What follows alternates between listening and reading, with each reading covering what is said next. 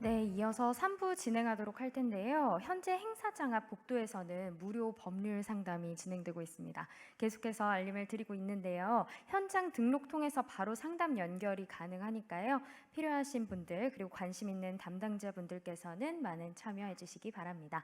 이어서 진행하도록 하겠습니다. 이번엔 마이크로소프트 코리아 서지영 매니저님께서 생성형 AI의 안전한 사용을 위한 개인정보 보호 가이드에 대해서 말씀해 주시겠습니다. 박수로 모시겠습니다.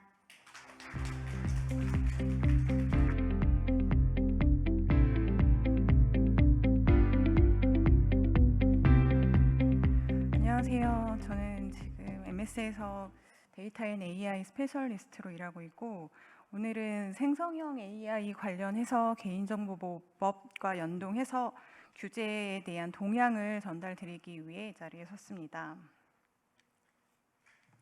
제가 발표드릴 아젠다는 일단은 생성형 AI의 등장 및 현 주소, 그리고 생성형 AI 도입 이슈, 그리고 리스폰서블 AI 및 생성형 AI에 대한 주요국 개인정보 보호 규제 동향에 대해서 말씀을 드리겠습니다. 일단 생성형 AI 등장 측면에서 보시면은 생성형 AI가 갑자기 등장해서 이슈가 되고 있는 건 아니고요. 여기 보시면 1950년대부터 많은 발전이 이루어져 오고 있었던 걸로 보시면 될 것 같습니다. 그래서 50년대부터 쭉 발전을 이어져 오다가 80년대에 볼츠만 기계로해서 한 번의 혁신이 있었고, 90년대에는 이제 RNN 순환 신경망이라고 해서 한 번의 또 혁신이 있었고, 그리고 2000년대에는 적대적 생성 신경망이라고 해서 또 한 번의 혁신이 있었지만, 최근에 보시면 최근 2020년도 이후를 보시면은 정말 생성형 모델의 그 급진적인 발전을 보실 수 있을 것 같습니다. 2020년대 보시면 이제 GPT-3가 발표되면서부터 최근에 2023년에 GPT-4, 그 다음에 구글에서 바드, 그 다음에 라마 메타죠. 메타에서 라마, 그리고 최근에는 구글의 팜2, 라마2까지 해서 급진적인 발전을 이루어져 있었고, 사실 우리가 생성형 AI에 관심을 갖게 된 것은 챗 GPT가 그 작은 불씨를 쏘아올린 계기가 아닐까 생각됩니다. 그래서 챗 GPT를 시발점으로 해서, 그러니까 작년 말부터 해서 급진적인 사람들의 관심을 받고 있는 단계인데, 사실 이것의 의의를 우리가 두고 보자면은 말 그대로 생성형이라는 데에 좀 포커싱을 맞출 필요가 있을 것 같습니다. 즉 우리가 창의적으로 해내는 일, 우리가 문서 작업을 해내는 일, 아니면 뭐 작사, 작곡, 미술 이런 측면에서 인공형 AI가 모든 우리 인간의 생활을 대체할 수 있다라는 점, 즉 직업을 대체할 수 있다라는 점에서 큰 의의를 우리가 생각해 볼 수가 있습니다.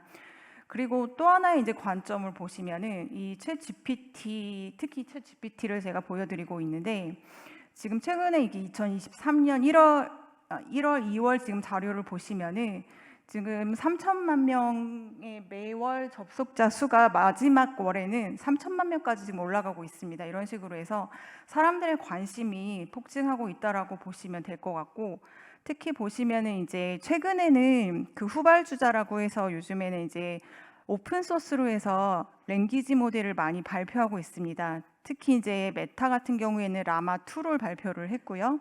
그다음에 블룸도 있고 데이터브릭스에서 발표한 돌리라는 생성형 모델들이 계속 쏟아져 나오고 있고, 뿐만 아니라 구글이나 아니면은 마이크로소프트, 그리고 오픈 AI 같이 커머셜로 우리가 그러니까 비용을 지불하고 사용해야 되는 모델도 현재 나와 있는 추세입니다. 이 두 가지 모델은 그 기업에서 특히 관심을 받고 있는데, 어차피 커머셜 모델은 비용을 주고 사용한다고 쳐도 오픈소스 모델은 상당히 경량의 모델로 나와 있기 때문에 기업에서 자신들만의 모델로 가고자 하는 경우에 이런 오픈소스 모델을 좀 튜닝해서 사용하고자 하는 니즈가 상당히 많은 경우라고 보시면 될 것 같습니다. 그래서 이제 도입 사례를 보시면은, 참고로 이거는 이제 주로 이제 기사에서 그 제가 어디가 이제 도입이 됐는지 찾아본 케이스라고 보시면 될 것 같고, SKT 같은 경우에는 에이다 서비스에 챗 GPT를 연계했다고 기사가 나왔었고요. 그리고 뭐 포스코나 교보생명 같은 경우에도 지금 거의 Q&A 보스 서비스 형태로 서비스를 하고 있다라고 되어 있고, 그다음에 DLENC 같은 경우에는 고객 응대 서비스에서 디보이스라는 서비스 명으로 해서 오픈이 됐다라고 발표가 됐습니다. 그리고 해외 사례 같은 경우를 보시면은 칸 아카데미라고 해서 그 우리 온라인 학습 사이트라고 보시면 되는데, 여기 같은 경우에도 AI 기반 어시스턴트 칸미고를 오픈했다라고 얘기를 하고 있고요. 그리고 일본 3대 은행, 정말 그 개인 정보를 가장 그 소중히 다루기로 유명한 일본의 은행에서도 행내 업무 검색 서비스에 챗 GPT를 도입했다라고 발표를 했습니다. 뿐만 아니라 뭐 모건 스탠리도 그렇고 줌이라는 우리 화상 채팅하는 그 사이트 그 서비스 있잖아요. 그 서비스 같은 경우에도 챗 GPT를 이용해서 대화 이력을 요약하거나 정리하거나 회의록을 작성하는 용도로서 챗 GPT를 도입했다라고 발표한 바가 있습니다. 근데 보시면은 그 많은 사례가 제가 언급한 게 아니잖아요. 챗 GPT가 우리의 관심을 갖는 것 대비 사실 기업들에서 도입한 비율이 상당히 낮은데, 그 이유를 봤더니 일단은 생성형 AI 도입 이슈를 보시면은 첫째, 그 제가 첫 번째 발췌한 거에 보시면은 챗 GPT 같은 경우에는 무료로 지금 사용할 수 있게 해준 거에 대해서는 지금 오픈 AI가 학습 용도로 사용하겠다라고 아예 발표를 했습니다. 이런 측면에서 보시면은 삼성전자였죠. 삼성 반도체에서 그 누군가가 일단은 이 오픈형에서 그 뭔가 질의를 할 때 사내 회의록에서 나왔던 내용을 질의를 하신 것 같아요. 그러면서 이슈가 한번 된 적이 있었고요. 그리고 이탈리아에서도 개인정보보호법을 위반했다는 이유로 챗 GPT 접속을 차단했던 경우가 있습니다. 사실 지금은 풀린 걸로 알고 있고요. 그리고 뭐 이미지 영상 플랫폼 KT 이미지 같은 경우에도 저작권 침해 소송을 제기를 했었고요. 그다음에 아마존, 골드만삭스, 뭐 일본의 소프트뱅크 기업 등은 민감 정보 유출을 이유로 해서 뭐 특정 뭐 단어나 아니면은 뭐 키워드 이런 것들을 입력에 대한 제한을 두고 있는 형태라고 보시면 될 것 같습니다. 따라서 이런 생성형 AI를 도입할 때 저희가 이슈를 좀 세 가지로 요약을 해보면은, 첫 번째는 개인정보 사용 및 활용에 대한 이슈라고 보시면 될 것 같고, 그다음에 두 번째는 기업 측면에서 봤을 때 기업의 회사 내 기밀 정보나 민감 정보가 유출에 대한 것들에 대한 염려, 그리고 마지막으로는 그 우리가 피드백을 받는 응답에 대한 정답에 대한 그 정확도, 어느 정도로 정확한지, 사실 거짓말을 좀 많이 하잖아요. 그래서 정확도도 하나의 이슈라고 보시면 될 것 같습니다. 따라서 이제 우리가 리스판서블 AI를 많이 언급을 하는데, 이 리스판서블 AI가 사실 챗 GPT를 오픈한 오픈 AI나 구글이 이 리스판서블 AI를 책임지진 않습니다. 말로는 리스판서블 AI를 우리가 도입했다라고는 하지만 여기서 발생하는 사고에 대해서는 사실 기업들이 책임을 지진 않고, 이 오픈 API나 아니면 구글의 그 바드를 이용하시는 기업에서 특별히 이제 그 개인정보나 아니면 민감정보 유출에 대해서 고려를 하셔야 되는데, 특히 이제 리스판서블 AI 측면에서 보시면은 두 가지 측면에서 먼저 고려를 하셔야 될 것 같습니다. 우리가 그 명령을 내리는, 즉 질문을 하는 거를 프롬프트라고 하고 답변을 받는 거를 컴플리션이라고 하는데, 이때 프롬프트에 대한 필터링을 한번 해주시는 게 필요합니다. 즉 그 사용자들이 질문하는 내용에서 개인 정보가 있는지 민감 정보가 있는지 이걸 중간에 한번 필터링 해주시는 게 필요하고, 그다음에 이제 기업에서는 기존의 오픈 AI가 학습된 모델 그대로 이용하시는 게 아니라 이걸 우리 기업의 데이터를 이용하고자 도입하시는 경우가 많으시잖아요. 그런 측면에서 봤을 때 기업 데이터를 한번 검색한 이후에 또 한번 필터링을 해주시는 게 좋습니다. 그래서 이때에도 개인정보나 민감정보, 기밀정보가 없는지 반드시 이렇게 필터링을 해주셔야지 리스판서블 AI가 우리 기업 내에 구축될 수 있다라고 보시면 될 것 같고요. 그다음에 이제 응답의 정확도, 할루시네이션이라는 얘기를 가장 많이 하는데, 응답의 정확도 측면에서 보면은 이거는 사실 기업에 얼마나 정확한 데이터를 가지고 있느냐에 따라서 많이 정확도가 달라질 수가 있는 부분이 있고, 그다음에 두 번째는 기업에서, 즉 벤더에서 학습한 모델을 그대로 사용하실 게 아니라 뭔가 파인 튜닝을 하시거나 아니면 뭐 RAG 모델을 구성을 하실 때 이 템퍼처라는 파라미터를 좀 낮게 조정을 하셔갖고 정확도를 좀 높이시는 방향으로 가시는 게 좋고, 어쨌든 가장 중요한 거는 기업 내에서 가장 원천 데이터에 대한 정확성 자체가 가장 중요하다라고 보시면 될 것 같습니다. 다시 한번 이제 정리를 해드리면은 이게 이제 기본적으로 가장 많이 기업에서 도입하시는 아키텍처라고 보시면 될 텐데, 지금 왼쪽에 사용자가 있고 그 다음에 그 왼쪽 밑에 보시면은 챗 GPT가 있습니다. 여기 챗 GPT가 있고요. 이 챗 GPT가 결국은 이제 뭔가 말을 만들어서 답변을 던질 텐데, 이때 답변에 대한 정확도, 그 다음에 개인정보, 민감정보를 식별하기 위해서 중간중간 필터링하는 구간이 필요하다라고 보시면 될 것 같습니다. 이제 마지막으로 이제 가장 중요한 부분이 될 것 같은데요. 이런 식으로 이제 각국마다 개별 국가마다 생성형 AI가 워낙 관심이 높다 보니까 이 개인정보나 아니면 민감정보를 좀 보호하는 차원에서 규제를 많이 두려고 하고 있습니다. 근데 이 규제가 개인정보에 대해서만 국한하지 않고 아무래도 생성형 AI라는 타이틀을 달고 있다 보니까, 즉 모델로서 어떤 서비스를 하다 보니까 개인정보뿐만 아니라 AI 관련 규제도 함께 내놓고 있는 경우가 많은데, 이 두 가지를 같이 살펴보실 필요가 있을 것 같습니다. 먼저 이제 미국 같은 경우를 보시면은, 미국 같은 경우에는 최근 AI 면책 조항 금지법을 발의를 했고, 그다음에 이 법안이 만약에 통과되면은 AI 챗봇 제작 업체들, 그러니까 오픈 AI나 아니면 구글 같은 업체들이 되겠죠. 이 업체들은 챗봇 답변에 대한 법적 책임을 지게 됩니다. 현재는 그러니까 법적 책임을 지지 않는다는 이유 말이 될 거고요.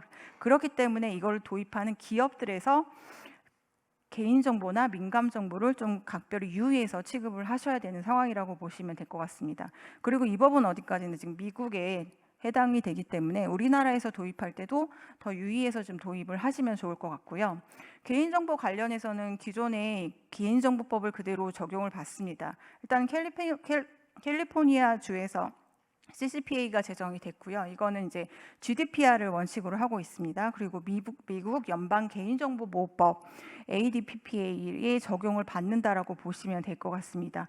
기본적으로 개인정보에 대한 수집, 처리, 활용 이런 것들은 모두 담고 있다라고 보시면 될 것 같습니다. 그다음에 이제 EU에 대한 동향을 보시면 2023년 6월 14일 인공지능법안을 통과시켰고요.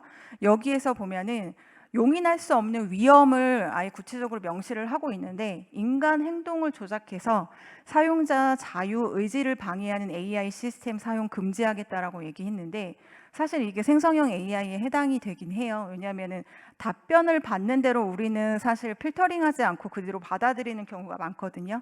그런 측면에서 봤을 때 해석하기 나름이긴 하지만, 이게 생성형 AI가 지금 인공지능 법안에 대해서 그대로 규제를 받을 가능성도 높습니다.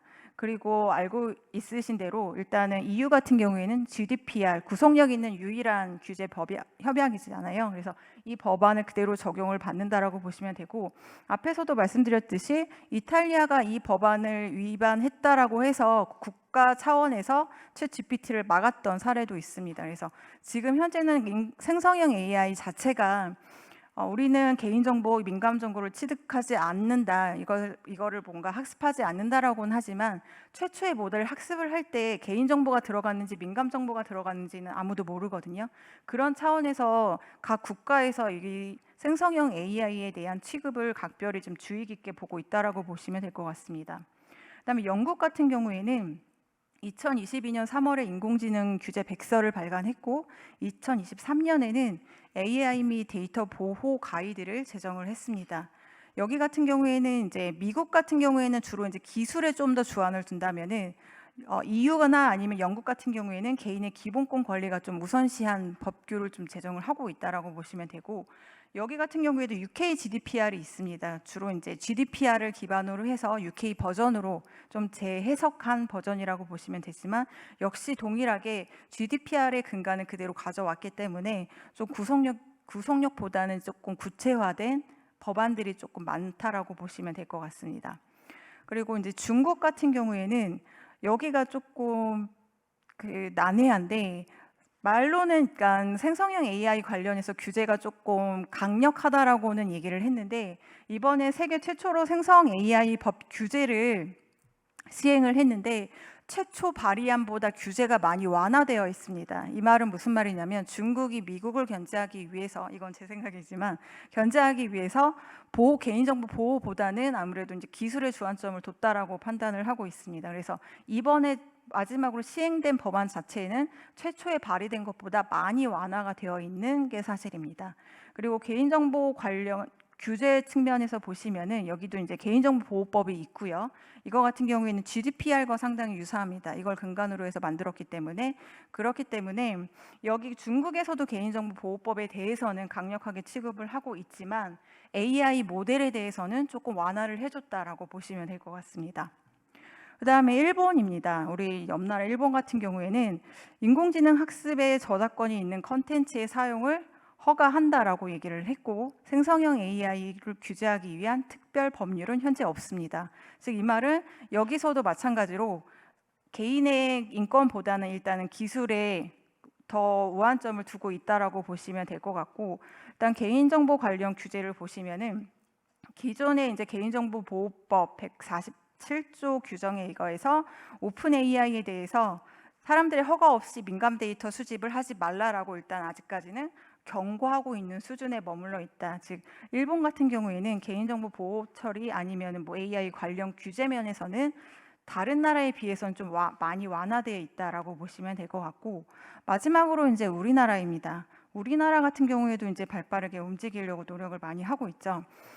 인공지능 산업 육성 및 신뢰 기반 조성에 관한 법률이 이제 인공지능 기본법이라고 해서 2020년에 최초 발의가 됐고, 여기에서 많은 인공지능에 대한 모델이나 아니면 어떤 식으로 만들지, 그다음에 활용할지에 대해서 많이 다루고 있습니다. 그리고 개인정보 관련 규제에 관련해서는 2023년 2월 20일 개인정보보호법 이제 제2차 개정안이 발표가 됐죠. 그러면서 개인정보에 대해서도 저희가 많이, 그러니까 다른 나라에 비해서 예를 들면 중국이나 아니면 뭐 일본에 비해서 저희가 개인정보보호법 측면에서는 저희가 조금 월등하게 좀 규제가 타이트한 편이라고 보시면 될 것 같습니다. 그래서 우리나라 같은 경우에는 생성형 AI를 도입하실 때 AI 관련 규제보다는 개인정보보호법을 먼저 검토를 하시고 이거에 위배되지 않는지 도입을 하시는 게 좋을 것 같고요.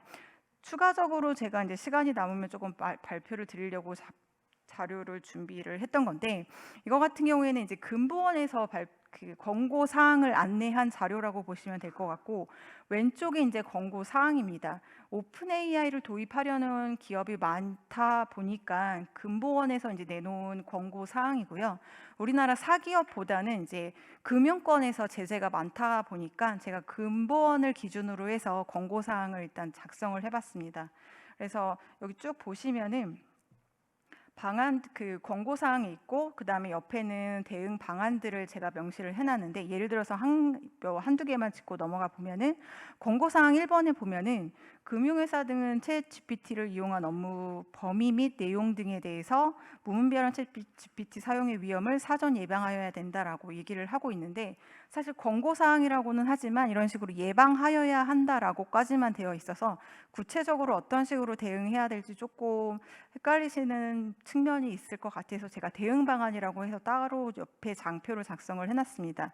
사실 이런 부분은 좀 정책적으로 좀 풀어나가면 될 것 같고요. 예를 들어서 오픈 AI 사용 시에 뭐 질문과 답변이 외부에 노출되거나 학습 용도로 사용되지 않습니다라고 이게 오픈 AI사에 명시가 되어 있거든요. 이거는 프리 버전이 아니라 이제 기업의 도입 그 비용을 내고 과금을 하시고 도입하시는 경우에 이런 식으로 언급이 되어 있습니다. 그래서 그 기업에서 벤더에서 제공하는 팔러시를 좀 이용해 보시면은 이런 식으로 대응 방안으로 삼으실 수 있을 것 같고요. 추가적으로 뭐 하나만 더 보시면은 금융회사 등은 챗GPT 이용 시 입력 내용에 뭐 개인정보, 회사 기밀이 포함되지 않도록 사전에 면밀히 검토하여야 한다라고 되어 있습니다. 이 경우도 상당히 좀 모호한데, 즉 어떻게 처리해야 되는지 명확한 기준을 제시를 하진 않고 있는데, 이와 같은 경우에는 예를 들어서 챗GPT 같은 경우에는 옵트아웃을 설정할 수 있도록 제공을 하고 있습니다. 옵트아웃 같은 경우에는 기본적으로 질문과 답변을 저장하는데, 이걸 저장하지 않도록 옵트아웃을 신청하실 수가 있고, 그러면은 어떤 데이터도 저장하지 않게끔 기술적으로 정책적으로 설정을 하실 수가 있기 때문에, 이런 것들을 이용하시면은 기본적으로 개인정보를 보호하시면서 기업의 민감 정보나 아니면은 사내의 기밀 정보 같은 거를 준수하시면서 보호하시면서 이런 생성형 AI를 도입하실 수 있지 않을까 생각합니다. 제 발표는 여기까지 할 거고요. 그리고 나머지 기본 권고 사항이나 대응 방안은 자료를 참조해 주시면 될 것 같습니다. 감사합니다. 네, 서지영 매니저님 발표 감사드립니다. 다음은 오네피플 조아영 대표님께서 중소규모 온라인 서비스 사업자를 위한 개인정보 보호 방법에 대해 설명해 주시겠습니다. 박수로 맞아주시기 바랍니다.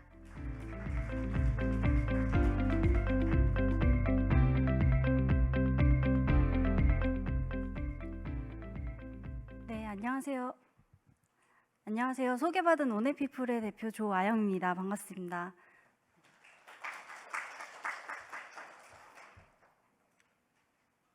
네, 저는 현재 AI 기반의 개인정보 관리 자동화 서비스인 캐치시큐를 운영하고 있고요. 개인정보보호 포럼에서 정보주체 권리보장 영역의 간사로 활동을 하고 있습니다. 간단히 제가 속한 서비스 회사에 대해서 설명을 드리면, 저희는 기업의 규모에 관계없이 개인정보를 투명하게 관리할 수 있는 자동화 서비스를 목표로 하고 있습니다. 그래서 개인정보 보호의 담당자의 일손을 좀 덜거나 아니면 담당자가를 대신할 수 있는 서비스로 성장하고 있는 그런 기업이에요.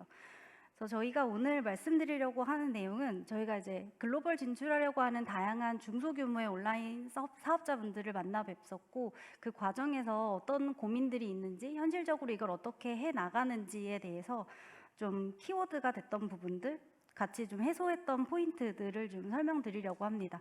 목차는 간단히 규제 동향이랑 효과적으로 운영할 수 있는 방법, 도움받을 수 있는 곳으로 구성을 했습니다. 네, 먼저 간단히 규제 동향을 말씀드리면, 오늘 이제 오전부터 쭉 다양한 규제 동향에 대해서 들으셨을 것 같아요. 제가 준비한 규제 동향은 이제 중소 스타트업들이 어떤 관점에서 규제를 바라봐야 할 것이냐의 측면에서 좀 몇 가지 숫자를 가지고 와봤는데요. 이제 기업 규모가 작은 경우 글로벌 진출을 하겠다라고 하면 가장 두드러지는 특징이 있습니다. 그 특징이 뭐냐면, 국가를 특정하지 않고 언어를 영문이나 아니면 다국어로 자동 번역하게 해서 앱스토어에 올리거나 아니면 인터넷에 공개하는 방식을 취하고 있어요. 그 경우에 우리가 앱스토어에 올린다라고 하면 과연 몇 개의 국가에게 규제를 적용받을 수 있을까라고 생각해 보면, 전 세계에 국가가 한 200여 개 있다고 해요. 근데 그 중에서 개인정보 관련한 규제를, 그리고 데이터 관련한 보호 정책을 가지고 있는 국가가 전체 한 100개 정도 된다고 합니다. 그럼 우리가 국가를 특정하지 않았지만 앱스토어에 글로벌로 앱을 런칭한다 하면 100여 개 이상의 국가에게 이제 잠재적으로 규제를 적용받을 수도 있는 상황에 놓이게 되는 거죠. 그러면 이제 그렇구나 라고 생각될 텐데, 이게 실제 우리 비즈니스에 어떠한 영향과 임팩을 줄 수 있느냐 관점에서 생각해 보면, 이제 IBM에서 설문조사를 진행했어요. 실제로 개인정보 유출이나 침해 사고가 발생했을 때 기업에서 어느 정도의 피해가 있을 것이냐라고 했을 때, 개인정보 유출된, 개인정보 침해된 한 건당 $150의 피해, 잠재적인 피해를 받을 수 있다고 해요. 그러면은 개인정보 유출 건수가 몇 건일 때 곱하기 $150라고 하면은 어느 정도의 피해를 발생시킬 수 있는지 대략적인 상상이 되실 것 같아요. 그 밑에 있는 이제 유로화 건은 EU에서 있는 건인데요. 프랑스가 GDPR에서 가장 많은 그 벌금을 받은 게 5,110만 유로이고, 네덜란드에서 개인정보 침해 건이 가장 많이 신고가 들어왔는데, 그 신고 건이 4만 건 정도 된다고 합니다. 그러면은 4만 건을 $150로 곱해보면 너무 천문학적인 숫자이죠. 사실 중소 스타트업들의 입장에서는 이런 규제가 강화되고 있다, 공감은 하고 알고는 있는데, 그래서 실제 이것이 우리의 비즈니스에 직접적인 영향을 미칠까라고 하는 것에서는 사실 다들 물음표가 있어요. 그래서 그 다음으로 제가 가지고 온 영역이 이제 이 부분이에요. 사실 우리가 이런 이제 규모가 작은 회사들이 어떤 나라에 진출했을 때 그 나라의 규제를 직접적인 제재를 받을 수도 있고 그러지 않을 수도 있어요. 현실에서는. 그런데 우리가 그럼에도 불구하고 개인정보 관련 규제를 준수해야 되는 가장 큰 이유는 전 세계적으로 규제에 대한 일반 소비자들의 인식 수준이 높아지고 있는 부분이기 때문입니다. 살펴보면은 이제 몇 국가를 가지고 와봤는데요. 싱가포르에서는 88%의 이제 정보 주체, 개개인들이 나의 개인 정보는 스스로 보호해야 된다라고 하는 책임 의식을 가지고 있다는 응답을 보였고요. 이제 이웃 나라 일본의 경우는 이제 혜택에 관계없이, 여기서 혜택이라고 하면 뭐 나한테 뭐 할인 쿠폰을 주겠다, 아니면 어떤 뭐 무상으로 무언가를 주겠다라고 하는 그런 혜택과 그런 포인트 여부에 관계없이 내 개인 정보를 기업에다가 제공하는 거 상당히 신중하게 결정해야 될 사항이다라고 70%가 답변을 했다고 해요. 그리고 호주랑 미국에서도 개인 정보를 내가 스스로 통제하고 열람을 하게 하는 이런 행위를 직접적으로 인지하고 있는 이제 글로벌 소비자들의 패턴을 보인다는 거죠. 그러면 우리가 해외 진출을 한다라고 하면 작은 기업일수록 바이럴을 통한 유저들의 만족감, 신뢰 높임 이런 것들이 중요한데, 유저들이 어떤 관점에서 서비스를 접하고 개인정보를 바라보느냐를 알아야 결국은 우리 서비스를 신뢰할 수 있게 만들고 그것이 결국 서비스의 경쟁력으로 갈 수 있는 부분이다라는 것이고요. 개인정보 관련해서 기업의 규모가 작을수록 오히려 여러 국가로부터 제재를 직접 받지 않을 수도 있어요. 현실적으로는. 그렇지만 우리가 잊지 않아야 할 건 이것들을 우리 고객들이 실제로 느끼고 보고 거기에 대한 응답을 실제 하고 싶어하는 그 니즈가 있다는 영역입니다. 그럼에 있어서는 이런 규제 준수 사실을 우리 서비스가 스스로 입증하는 방식을 어떻게 하게 할 것이냐가 사실 가장 중요한 부분이라고 보여져요. 그러면은 현실적으로 우리 중소규모의 회사들은 이제 직원도 적고 예산도 적고 담당자도 적고, 그러면 이제 개인정보 보호를 전담으로 담당하는 곳을 현실적으로 두기 어렵습니다. 이제 이 규모의 기업들이 이제 나만 그런 고민하는 거 아니야라고 하는 게 아니라 통계적으로 정말 부족해요. 그러면 우리는 여기서 어떻게 해야 효과적으로 글로벌 진출함의 규제를 지킬 수 있을 것이냐라고 하면, 이제 제가 쭉 여러 나라의 규제와 이런 것들을 살펴봤을 때 국가를 특정하지 않고 우리가 서비스를 해외에 제공하겠다라고 하면 여기에 있는 7가지 사항은 반드시 준수해야 된다고 생각하는 부분이에요. 그래서 필수적으로 나라를 특정하지 않고도 반드시 지켜야 하는 이제 사항들입니다. 서비스 관점에서는 4가지고 비즈니스 관점에서는 7가지가 있는데요. 이제 차차 설명을 드려보겠습니다. 먼저 수집하는 개인정보를 식별하는 부분이에요. 우리가 수집하려고 하는 정보가 우리 서비스 안에서 개인정보인지 민감정보인지 그렇지 않은 일반 데이터인지 사실 우리가 서비스를 기획하고 운영하는 단계에서는 크게 개의치 않아요. 그런데 나라마다 개인정보를 정의하고 민감정보를 정의하는 기준들이 제각각 다릅니다. 그러다 보니 우리가 수집하려고 하는 정보가 적어도 어느 분류에 해당하는지는 인지하고 계셔야 돼요. 이걸 인지해야 되는 이유가 개인정보는 종류에 따라 중요도가 다르기 때문에 그만큼 보호해야 되는 깊이도 달라지게 되거든요. 그래서 우리 회사가 서비스를 확장하는 영역에 있어서 추가적인 개인정보를 수집하는데, 추가적으로 수집하는 개인정보 안에 혹시나 민감정보가 들어있지는 않은지 정도는 판단을 하실 수 있어야 글로벌 진출하면서의 리스크를 좀 줄여나갈 수 있는 부분입니다. 그래서 첫 번째로는 개인정보를 어떤 종류의 개인정보를 이제 수집하려고 하는지를 식별하는 게 가장 중요한 부분인데요. 요걸 이제 식별하게 되면 어떠한 장점이 있냐면, 첫 번째로는 어느 규제를 지켜야 하는, 그러니까 규제를 더 깊이 지켜야 되는지 지금 정도면 충분한지에 대해 판단할 수 있는 게 첫 번째이고, 두 번째로는 수집한 개인정보를 어느 목적까지 활용할 수 있는지, 어느 시점에 어떻게 파기해야 되는지에 대한 라이프 사이클까지 전반적으로 연결을 주는 부분입니다. 그래서 1차적으로는 정보를 식별해야 되고, 그리고 다음으로는 우리가 제공하는 이 서비스는 몇 세에게 제공할 것인지도 한번 생각을 해보셔야 돼요. 우리 일반적으로 앱스토어에 올릴 때 그러니까 앱스토어에 어플리케이션을 사용할 수 있는 연령을 등록 당시 지정할 수 있잖아요. 그런데 그때 우리는 어른들에게만 제공할 거야 라고 하는 걸 사전에 전제한다면 성인들의 성인의 그 미니멈 나이에 맞춰서 앱 사용 연령을 지정해야 되는 거죠. 왜냐하면 국가마다 아동의 정보에 대한 개인정보 규제가 점점 강화되고 있어요. 아동의 개인정보를 수집할 때는 법정 대리인의 동의를 받아라라고 하는 게 대부분의 국가가 요구하고 있는 사항인데, 나라마다 그러니까 아동의 연령을 정의하는 나이가 나라마다 다 달라요. 근데 우리 기업의 규모가 작은 경우, 특히 담당하고 있는 이제 별도의 부서가 없는 경우에 아동의 연령을 국가마다 다 인지해야 되고, 그 연령마다의 법정 대리인 동의 프로세스를 서비스마다 각각 다 구축한다라고 하는 건 현실적으로 불가능하거든요. 그러다 보니까 우리의 서비스 제공 연령이 몇 세인가라는 거를 좀 정의해 보실 수가 있어요. 그러면은 이제 3세로 글로벌 서비스를 런칭하게 하는, 좀 표현은 그렇지만 무모함, 그리고 거기에서의 리스크는 예방하실 수 있습니다. 그래서 서비스를 제공하려고 하는 연령, 나이 또한 중요하게 고려해 보셔야 되는 부분입니다. 다음으로는 개인정보의 저장 위치인데요. 우리가 나라를 특정하지 않다 보니까 보통 리전의 위치는 한국으로 둬요. 그런데 나라마다 자국민의 개인정보를 보호하기 위한 정책들이 다 있거든요.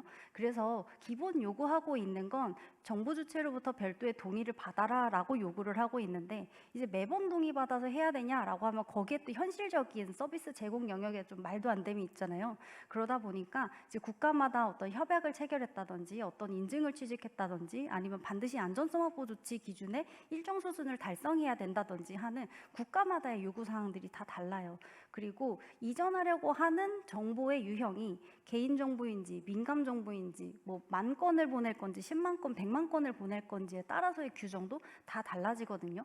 그래서 이건 앞서와도 연결되는데, 우리가 어떤 정보를 서비스상 수집하고 있느냐를 식별하는 게 데이터를 어디로 이관하게 할 거냐랑 또 한 번 연결되는 부분이다 보니까 식별의 중요성을 다시 한번 말씀드리고, 두 번째 데이터 저장 위치, 요거에서 다시 말씀을 드리면, 이제 리전의 위치에 따라서 그 개인정보를 동의받아서 옮겨오거나 아니면 국가 간의 조약을 확인해 봐야 된다던가 하는 복잡한 사항들이 있기 때문에 이 부분은 각별한 주의, 그리고 필요하다면 이 영역은 법률 검토를 받아보는 것이 사실은 가장 더 정확한 방법일 수 있습니다.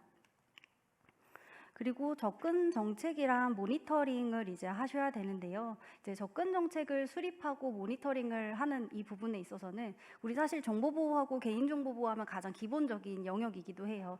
필요 최소한의 접근 권한을 해서 모든 임직원이 개인정보에 접근하지 않도록 해야 된다. 1인 1계정을 써야 된다. 계정을 공유하지 않아야 된다라고 하는 거, 우리 정보보호를 하셨던 분들이라고 하면 다들 익숙하게 아시는 부분일 텐데, 이 규정은 우리나라뿐만 아니라 대부분의 국가에서 요구하고 있는 사항이에요. 사실 개인정보를 처리한다, 데이터를 처리한다라고 하면 가장 기본이 되는 어떤 접근 통제의 영역이라고 보여집니다. 그래서 이 부분에서 이제 관리를 하는 건 좀 우리가 불편하다 생각할 게 아니라 필요 최소한으로 해서 리스크를 줄인다는 관점에서 좀 바라보셔야 할 필요가 있고요. 여기에서 개인정보 측면에서 한 발 더 나아가자면, 우리가 개인정보를 수집하면 DB에 쌓여요. 그럼 어느 테이블에 어떤 목적으로 쌓이는지 특히 딱히 구분하지 않고 그냥 데이터를 저장하고, 활용하는 시점이 되면 이거 광고 목적으로 써도 되나? 이거 그냥 이렇게 있어도 되나? 삭제해야 되나? 어찌해야 되나? 라고 하는 걸 그 나중에 고민하시거든요. 그래서 데이터가 수집되는 시점부터 목적에 맞게 데이터를 쌓고 접근 통제를 할 수 있는 형태까지 가야 이제 추후에 다른 나라로, 여러 나라의 규제를 좀 상세하게 대응을 할 수 있어요. 근데 여러 나라를 대응하기에도 앞서서 우리가 좀 다 같이 알고 있는 요즘의 트렌드 중에 하나는 뭐냐면, 우리가 규제를 몰라도 알 수 있는 거, 광고성 정보는 동의받아야 된다. 이건 전 세계가 다 동일한 규제를 사용하고 있어요. 옵트인이냐 옵트아웃이냐 말도 많았지만 대부분 옵트인으로 변경되고 있는 추세이거든요. 그렇다고 하면 우리가 쌓여있는 이 데이터 안에서 광고 정보에 접근할 수 있는 사람과 그렇지 않은 사람을 구분하지 않고 그냥 다 같이 접근해서 쓴다라고 하면, 이제 기업의 규모가 작을수록 우리가 모르고 규제를 위반할 경우들이 위험이 더 커지거든요.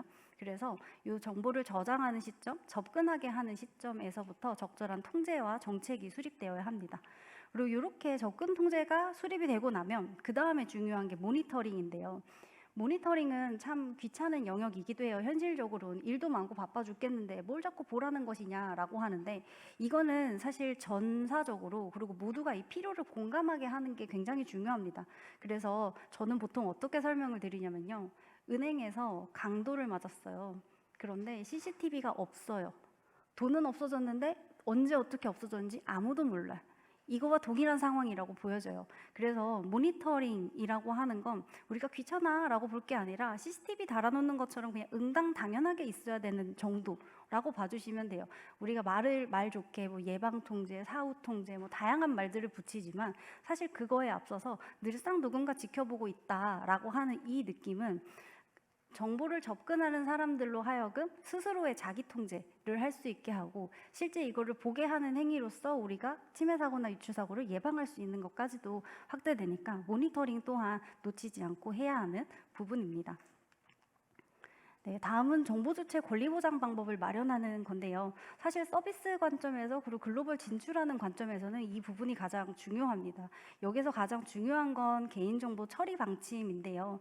개인정보 처리 방침을 국내에서는 이제 평가제가 도입되고 해서 관련 내용의 최신화나 이제 뭐 알기 쉽게 보여지는 부분에 규제가 강화되었지만, 해외에서는 개인정보를 사전에 반드시 동의받고 해야 된다 뭐 이런 규정이 있는 곳도 있고 없는 곳도 있어요. 그런데 한결같이 이야기하는 것의 단어가 개인정보 처리 방침이에요.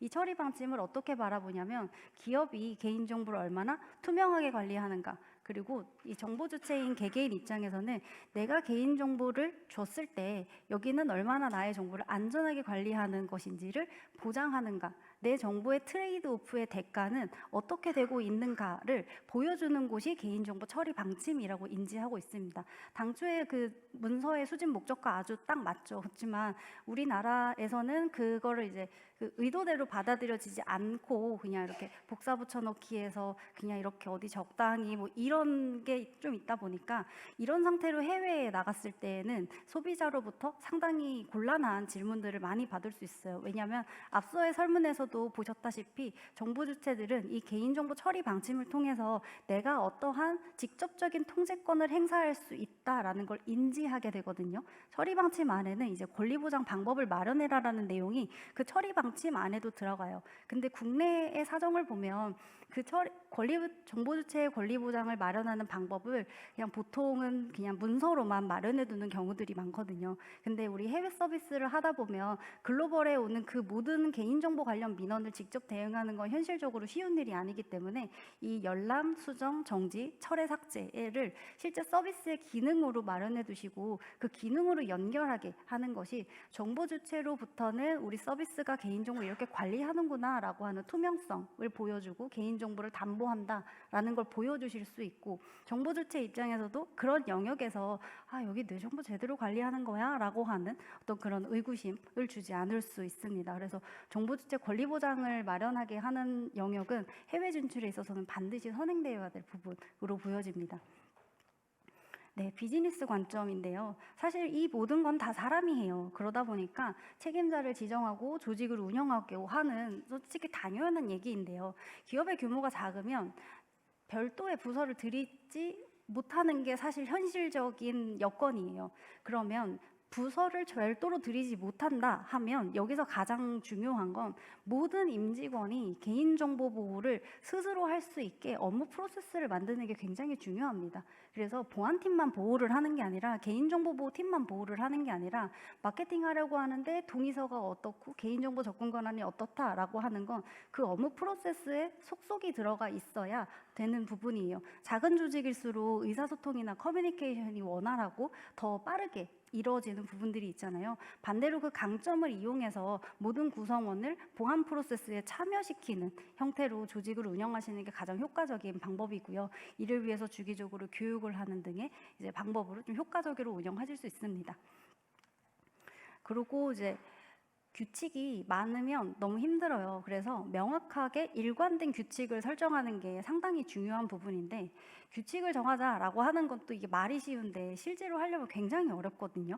앞서에 쭉 말씀드렸던 이제 내용들은 당연하거니와 우리가 비즈니스 모델을 이제 만드는 단계에서부터 데이터의 소유권을 어디로 가져갈 건지도 한 번 더 생각해 보실 필요가 있어요. 이제 업무 위탁의 경우는 데이터의 소유권이 위탁사이기 때문에 수탁사가 관련해서 데이터를 마음대로 조작하거나 행위하거나 분석하거나 사용할 수 없는 게 일반적이거든요.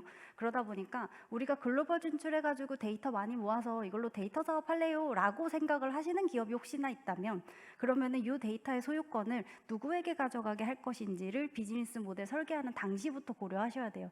그래야 제3자 제공은 동의를 한 번 더 받든 처리 방침이 어떻게 하든 고객사와의 계약을 체결할 때 추가적인 문서를 더 두든 안 두든의 그 안정 장치들을 사전에 고려하실 수 있습니다. 데이터 열심히 모아놨는데 우리 나중에 이거 데이터 사업해야지라고 했을 때 아무렇게도 쓸 수 없는 상황에 놓여질 가능성도 상당히 높아요. 그래서 이 데이터의 소유권 관련한 부분은 좀 먼저 확인을 해보시면 좋을 것 같고요. 이 규칙을 명확하게 설정하는 이 부분에 있어서 사실 우리가 내부에 보안 담당자가 없거나 아니면은 어디 전문가의 도움을 받기 어려울 때 스스로 하기 상당히 어려운 부분도 있을 수 있어요. 그럴 때 좀 참고해 보시면 좋을 게 이제 국제 표준들입니다. ISO 27000이라든지 2770118 등등 다양한 국제 표준들이 있잖아요. 이 인증을 받으라고 이야기 드리는 게 아니고요. 우리가 어떤 걸 해야 되는지 적어도 업무 리스트업은 일관되게 세워야 되는데 그조차도 어려울 수 있거든요. 그러면 첫 번째 시작은 갭 분석부터 시작하셔라 라고 가이드를 드리고 있어요. 그래서 반드시 인증 취득이 목적이 아니라 갭 분석을 통해서 현재 우리의 현황은 어떤지, 어떤 영역의 규칙을 명확하게 설정해야 되는지에 대한 컨센서스를 맞추는 과정이 있으면 좀 크게 도움을 받으실 수 있습니다.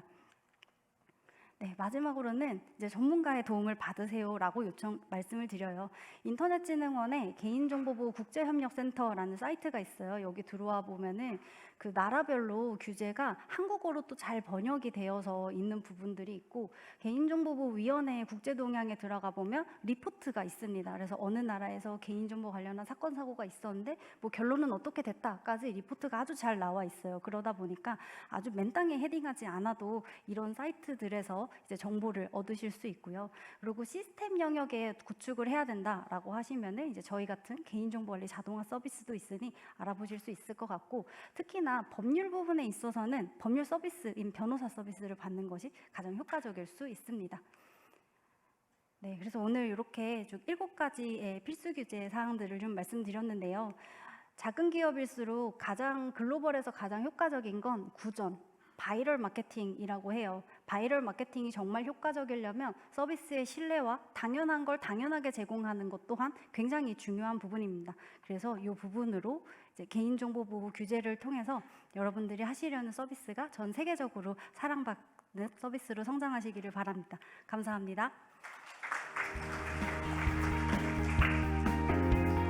네, 조아영 대표님 감사의 말씀드립니다. 다음은 개인정보 보호를 위한 인증 기술이라는 주제로 SK텔레콤 정효진 리더님이 발표해 주시겠습니다. 박수와 함께 앞으로 모시겠습니다.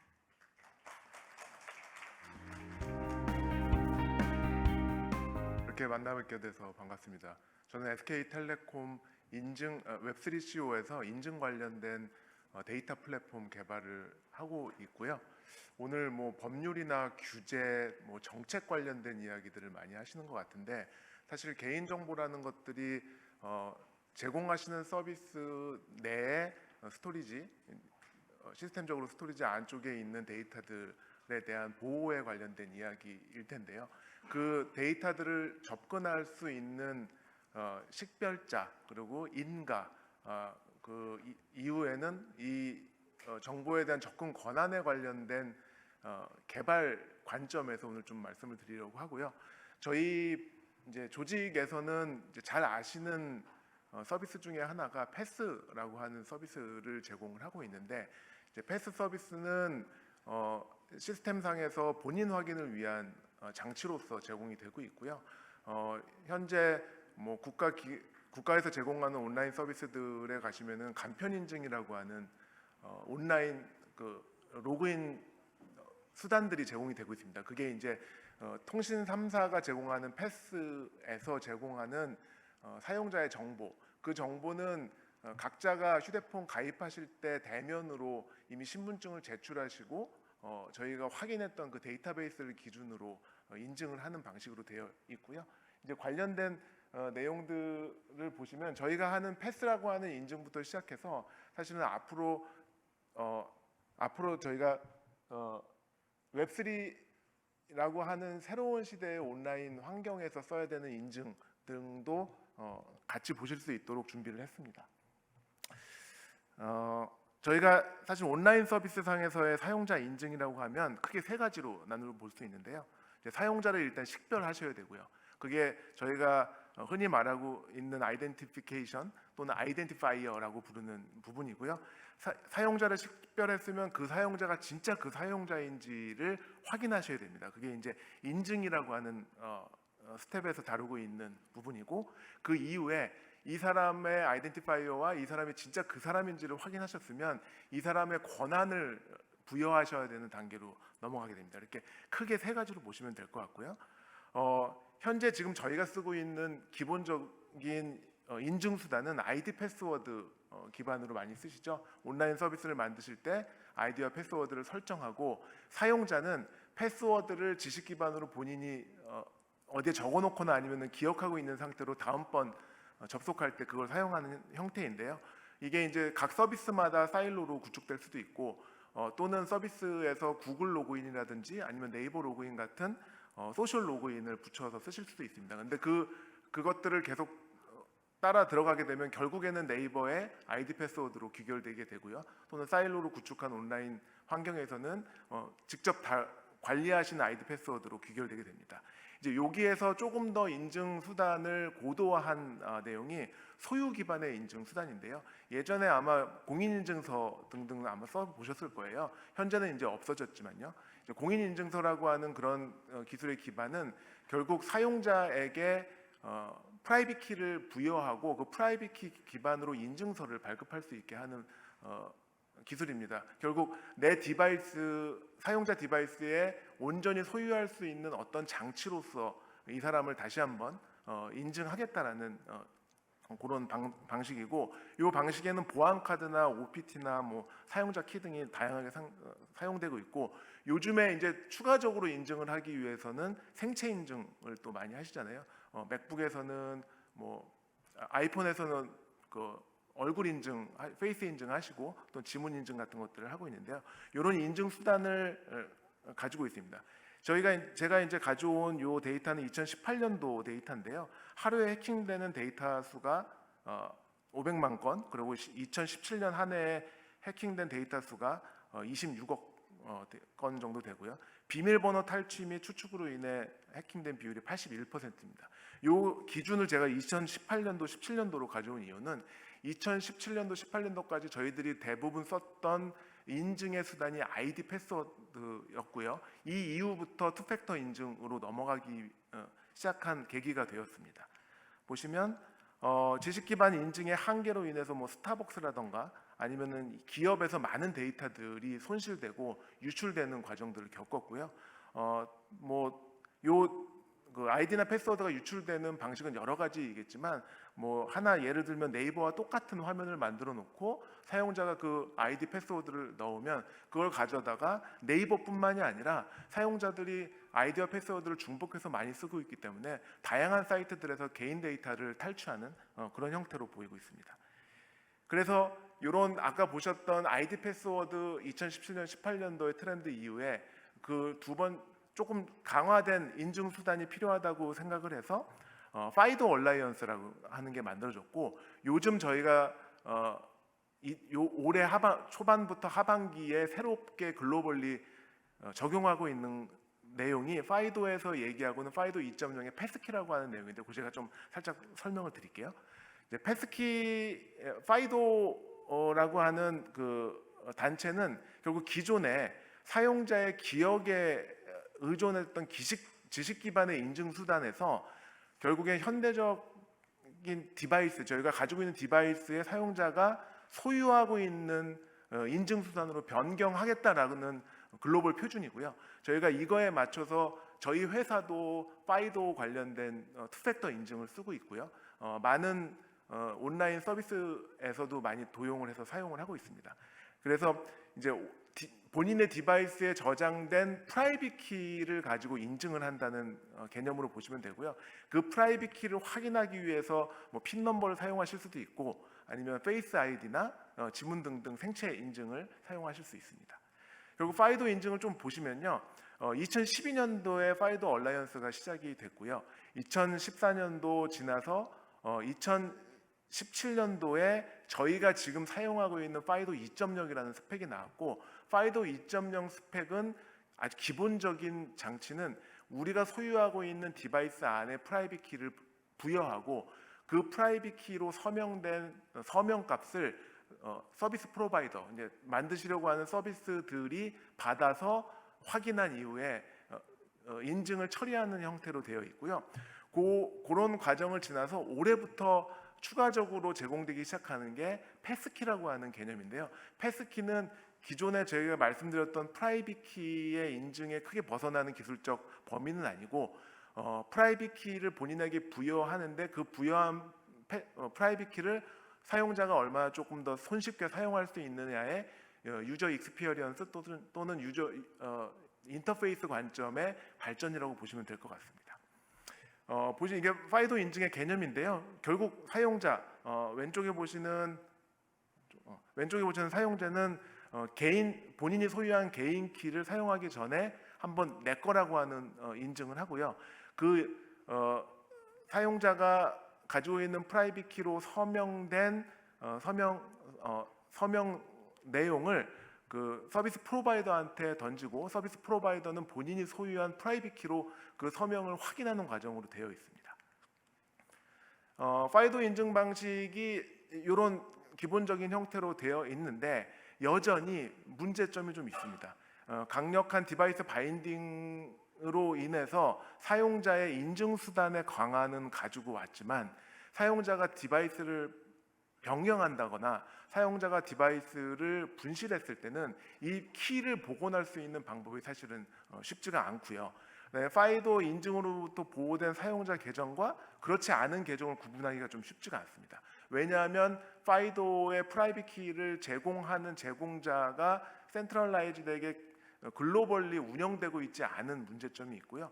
그다음에 서비스별로 좀 파편화된 사용자 경험이 또 하나의 문제인데요. 하나로 정의되지 않은 파이도 스펙을 구현하는 구현체마다 사용자가 접하는 화면단의 모습이 다르기 때문에 어떤 곳에서 나오는 파이도가 같은 스펙임에도 불구하고 사용자의 체험 관점에서는 다른 현상으로 보일 수 있어서 이 세 가지를 극복하기 위해서 올해부터 구글, 애플, 마이크로소프트가 패스키라고 하는 개념을 도입을 했고요. 패스키는 간단하게 말씀을 드리면 구글이나 애플이나 마이크로소프트 같이 저희가 주로 쓰는 디바이스의 가장 하단 OS 레벨의 플랫폼을 담당하는 회사들이 서로 연계해서 이 회사들이 사용자의 프라이빗 키를 제공하는 제공자가 되고요. 제공함과 동시에 이 프라이빗 키를 복원하고 백업해주는 역할까지 같이 하게 됩니다. 그 얘기는 지금 제가 사용하고 있는 아이폰을 내일 가서 다른 아이폰으로 바꿨을 때 제가 제 애플에 온라인 인증을 해서 들어가게 되면 예전에 쓰던 저의 파이도 2.0 기반의 프라이빗 키가 다시 복원된다는 얘기고요. 그 복원된 프라이빗 키로 이미 등록된 모든 서비스들은 그대로 로그인해서 사용할 수가 있습니다. 이렇게 보시면 될 것 같고요. 현재 패스키의 유즈 케이스는 국내에는 사실 이제 시작 단계이고요. 국외에는 페이팔이나 뭐 베스트바이 등 많은, 심지어 저희가 이제 개발 사이트로 자주 쓰고 있는 깃허브도 패스키를 도입하고 있고요. 패스키의 장점은 아까 최초에 제가 말씀드렸을 때 그 사람이 온라인에 인증하기 위해서 그 사람의 아이덴티파이어가 먼저 필요하고 그 다음에 어센티케이터가 필요한데, 현재 나오고 있는 패스키는 아이덴티파이어까지 생략을 하고 바로 인증 단계로 들어갈 수 있는 형태로 구현이 가능하다는 말씀을 드릴 수 있고요.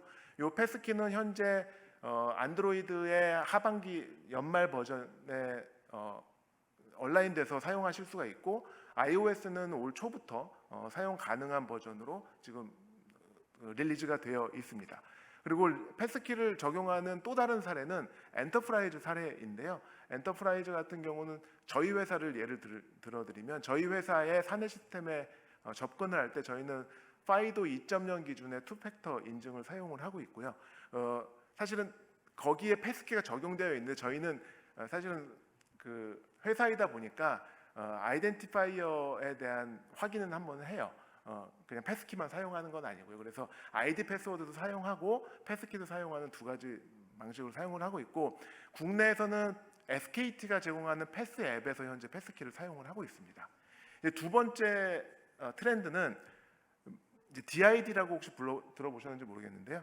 디센트럴라이즈드 아이덴티파이어라고 불리는 기술인데 아까 제가 그 아이덴티파이어에 대한 이야기를 먼저 드렸었는데 패스키는 거대 플랫폼 업체들이 이미 확인한 그 사람의 아이디와 패스워드를 기반으로 키를 제공하고 그거를 다른 서드파티 앱들이 사용한다면 디센트럴라이즈 아이덴티파이어는 아예 블록체인상의 퍼블릭 인프라에 나의 아이덴티티 정보를 넣어놓고 사용하자라는 개념이고요. 여기는 전혀 인더스트리가 가지고 혼자 소유하고 있는 거대 플랫폼은 존재하지 않습니다. 이런 형태로 되어 있고 DID의 그 개념은 기존의 중앙 집중적인 그러니까 구글이나 뭐 페이스북 등이 제공했던 아이디 패스워드 또는 패스키도 같은 개념이고요. 이 개념이 아니라 사실은 블록체인상에 내 아이디를 놓고 피어 투 피어가 그대로 확인하는 방법으로 되어 있습니다. 그래서 저희가 지금 그런 형태로 DID 서비스를 진행을 하고 있고요. 탈중앙 신원 인증이라고 하는 형태로 진행이 되고 있고 DID는 블록체인상에 나를 표현하는 나의 아이덴티파이어고요.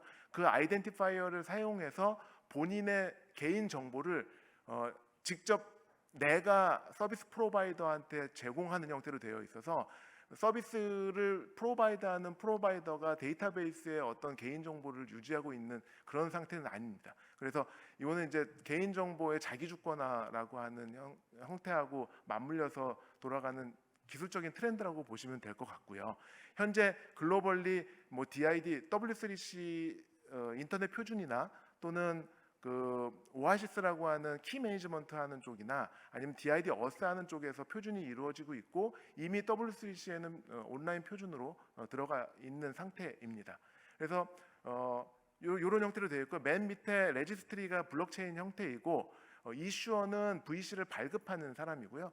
홀더는 맨 밑에 레지스트리에 나의 아이덴티티를 저장해 놓고 이슈어와 홀더 간의 커넥션을 맺은 다음에 이슈어로부터 신분증 또는 나의 자격증을 발급받는 형태고 베리파이어는 내가 받은 자격증이나 신분증, 나의 개인 데이터를 내가 필요로 하는 서비스에 제공하는 형태로 되어 있어서 여기에는 중간에 중개자가 존재하지 않고요. 항상 피어 투 피어로 움직이게 되어 있습니다. 그래서 아까 말씀드렸던 VC, 그 나의 정보를 담는 형태는 이런 형태로 되어 있습니다. VC는 나를 서명할 수 있는 프루프와 그다음에 나의 정보가 들어가 있는 클레임들이 들어가 있고 그 전체에 대한 크레덴셜 메타데이터가 포함되어 있고요. 이 형태들을 다 묶어서 서비스에게 제공하는 게 이제 프레젠테이션으로 되어 있는데 결국 나는 VC를 어떤 기관으로부터 나의 정보를 받아서 내가 필요로 하는 정보만 골라서 내가 필요로 하는 서비스에 제공하겠다 이런 형태로 되어 있어서 아마 향후에는 개인정보는 이런 형태로 유통되지 않을까라는 생각이 들고요. DID의 가장 중요한 점 중에 하나가 영지식 증명이 들어가 있다는 건데요. 이 영지식 증명은 나의 데이터를 서비스 프로바이더한테 제공할 때 제 나이를 가려 놓을 수 있습니다. 상대방이 원하는 정보는 내가 19세 이하냐 이상이냐를 판단해야 된다면 저는 제 나이를 가려놓고 상대가 나의 성인인지 아닌지 여부만을 판단할 수 있도록 프레젠트를 직접 구현할 수 있고요. 그래서 제공할 수 있습니다. 이런 형태로 되어 있다고 보시면 될 것 같고요. 조금 시간이 모자라서 빨리 하겠습니다. 여기 이제 SKT에서 실제로 제공하는 이니셜이라고 하는 서비스인데 이니셜 안에 한 56종의 자격증명서가 들어있고요. 이 자격증명서는 실제로 본인의 디바이스 안에 있는 나의 데이터인 거고요. 내가 결정해서 어떤 데이터를 선별적으로 보내는가에 따라 내 정보를 내가 스스로 통제할 수 있는 형태로 되어 있습니다. 마지막인데요. 웹3 좀 요즘에 많이 화두되고 있는 키워드잖아요. 웹3 환경에서는 인증의 과정이 조금 다른데 결과적으로는 아까 제가 패스키나 DID 말씀드린 것처럼 여기도 똑같이 PKI, 프라이빗 키와 퍼블릭 키 간의 인증으로 구성이 되어 있고요. 조금 다른 내용은 이게 이제 웹3 환경의 이제 전체 도식도라고 보실 수 있는데 프로토콜 레이어 맨 밑에 저희가 사용하는 퍼블릭 인프라스트럭처가 있습니다. 그걸 이제 저희가 블록체인이라고 부르고요. 블록체인은 어느 누구에게도 소유되지 않은 저희가 다 같이 운영하고 다 같이 감시하는 글로벌 인프라라고 보시면 될 것 같고요. 그 위쪽에 쭉 올라가다 보면 유즈 케이스들이 있는데 이 유즈 케이스들을 현재는 뭐 저희가 네이버나 이런 것들은 어플리케이션이라고 부른다면 이 생태계에서는 D앱이라고 부르는 디센트럴라이즈 어플리케이션들이 존재하고 이 어플리케이션에 접근하는 접근 권한은 디지털 자산 지갑으로 통일되어 있습니다. 혹시 아시는지 모르겠지만 메타마스크나 등등의 디지털 자산 지갑으로 커넥션해서 사용할 수 있게 되고 그 커넥션하는 과정에서 자산 내가 소유하고 있는 프라이빗 키로 서명한 서명값을 서비스 프로바이더들이 확인하는 과정으로 되어 있어서 쭉 보시면은 패스키부터 시작해서 이 웹3까지 사실은 이제는 내가 인증할 수 있는 인증 수단은 내가 스스로 소유할 수 있는 형태로 진화하고 있고요. 내가 소유한 프라이빗 키로 나의 데이터들을 스스로 관리하고 선별해서 서비스 프로바이더한테 제공될 수 있는 그런 환경으로 발전하고 있다고 보시면 될 것 같고, 이것도 이제 저희 텔레콤에서 제공하고 있는 T 월렛이라고 하는 그 웹3 디지털 지갑인데요. 이건 조금 형태가 웹 2.0과 3.0이 합쳐져 있습니다. 요 기존의 이제 메타마스크 같은 지갑들은 당신이 누군지를 묻지 않고 바로 그 사람의 아이덴티파이어를 주소 월렛의 주소로 만들어 주는데 저희 서비스는 저희가 통신사이기도 하고 또 본인 확인도 하고 있기도 하고 또 프라이빗 키에 대한 보건 관련된 서비스도 같이 하고 있어서 최초에 가입할 때 본인 확인을 통해서 그 사람 본인과 이 웹3 환경에 있는 사용자의 월렛의 어드레스를 매핑해서 관리해 주는 역할을 일부 하고 있고요. 그게 이제 웹 2.0과 3.0으로 건너가는 브릿지 역할을 하고 해당 월렛으로는 D앱들을 다 접근해서 사용하실 수 있게 그렇게 제공이 되고 있습니다. 조금 웹 3.0이 생소하실 수도 있는데요. 결국 기술의 인증 기술의 트렌드는 사용자 소유 기반의 인증 프로세스로 지금 바뀌고 있고 글로벌리 서비스를 런치하실 때 몇 가지 글로벌 기술들을 선택해서 사용하실 수 있는데 그 중에 요즘에 좀 화두가 되고 있는 게 파이도 2.0의 패스키는 글로벌 호환되기에 상당히 좋은 기술로서 한번 보시면 좋을 것 같고 웹 3.0의 월렛 또는 패스키 등등을 사용한다는 이야기는 서비스의 경계선이 없는 사용자 인증 수단을 갖게 되신다는 얘기입니다. 사용자가 모든 서비스마다 본인의 데이터를 입력하고 아이디 패스워드를 만들 필요 없이 하나의 패스키로 모든 서비스를 접근할 수 있는 환경이 열리고 있고요. 개인 정보도 내 단말에 나의 키로 서명해서 관리할 수 있는 환경이 오고 있고요.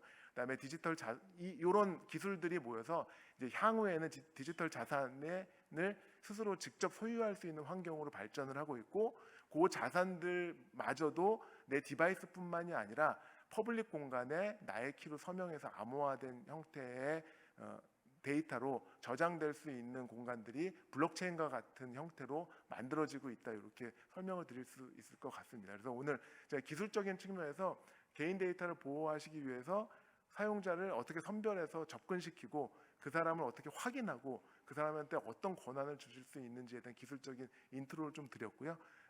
관련된 내용들은 제가 조금 빨리 넘어가는데 저 자료를 보시고 혹시 뭐 필요하신 거 있으면은 연락 주시면 제가 또 전달 드릴 수 있도록 하겠습니다. 감사합니다. 네, 정효진 리더님 감사드립니다.